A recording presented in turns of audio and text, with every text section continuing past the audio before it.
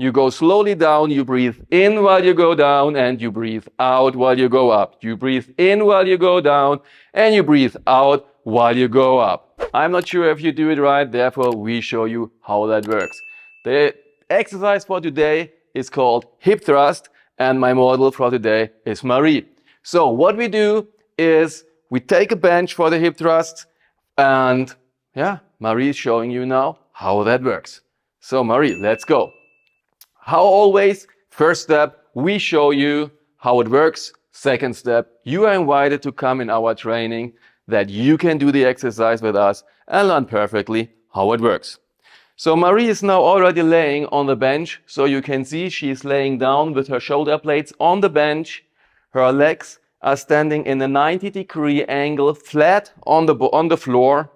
She has a quite relaxed position right now. And what she is doing out of this relaxed position, she just bends down with her hip in the direction of the floor until she has, let's say, an almost natural position with her back. Then she is extending her hip to the maximum. That means she is pushing the hip up. So here you have two different versions, different trainers have different opinions. It's like you can go until the maximum point, so push up as much as possible. She is in the maximum point right now. So you can see here the hip bones come up. So you can see she is completely flat and she is stable. Another version is you don't go completely extended. You hold it in line so that here the hip bones don't come completely up. Both have the same target. You bring a maximum tense into your glute. So that means you squeeze your glute as much as possible. Even if you are in that position, if you go a little bit more over the border maybe, so extend as much as you can and you completely pull your glute together. The most people are doing that version what we show right now, but you decide by yourself what is the best for you.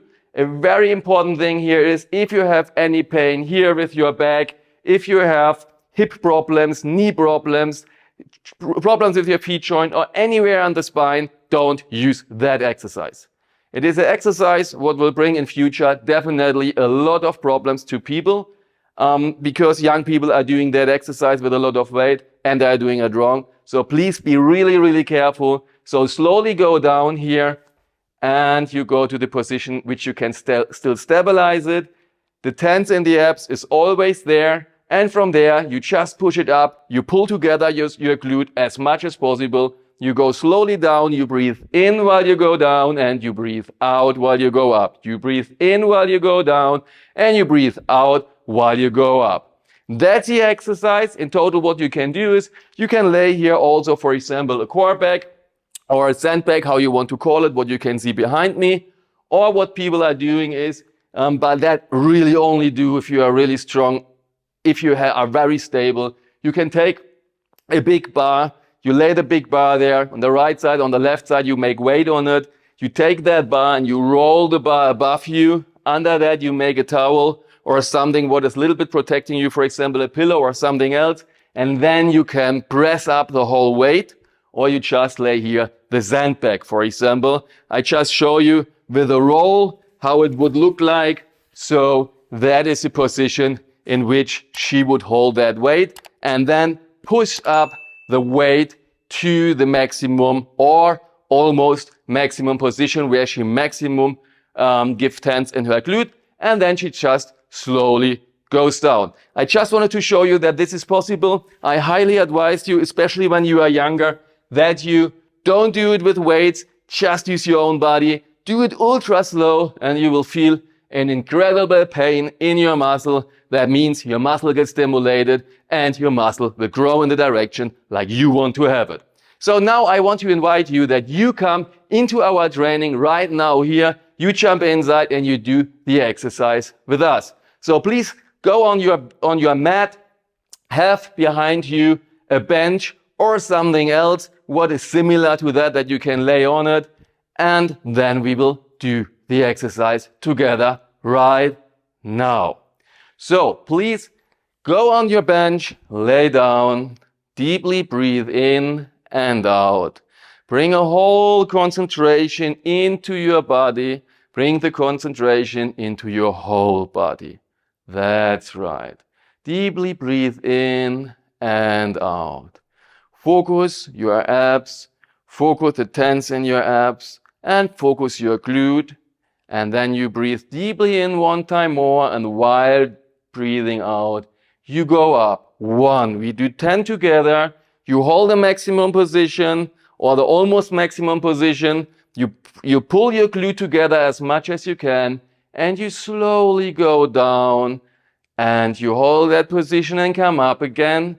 You squeeze your butt, you hold for 3 seconds, you slowly go down. We have 8 left, and you go up. Squeeze your butt as much as possible. Go slowly down and go up again. Hold, squeeze your butt, and we go even slower down, right? And we go up. We do 5 more and hold that slowly down and up again. You hold that position 4 more, slowly down and up. Holding and slowly down 3 more. Perfect. We go up, holding, slowly down 2 more, and we go up, holding, slowly down 1 more, and go up, holding 10 seconds, 8, 9, wrong direction, 5, 4, 3, 2, 1, perfect, and you go down. So now you saw how a hip thrust is really working. Just be careful. Please, please don't take too much weight for this exercise. Make it perfectly like we just did. Have always tense in your abs. Chest is out. Please be careful when you are young, especially when you are the age anywhere between, let's say, 15 or 20, you start just your training. Be careful with this exercise. It can ruin your whole spine if you do it wrong. Okay, that's from me today. And please click the bell, click the follow button, look in the channel what we have for you. We speak about everything about fitness here. We just do it for you. We want to give you a whole encyclopedia to just help you to reach your fitness and lifestyle goal.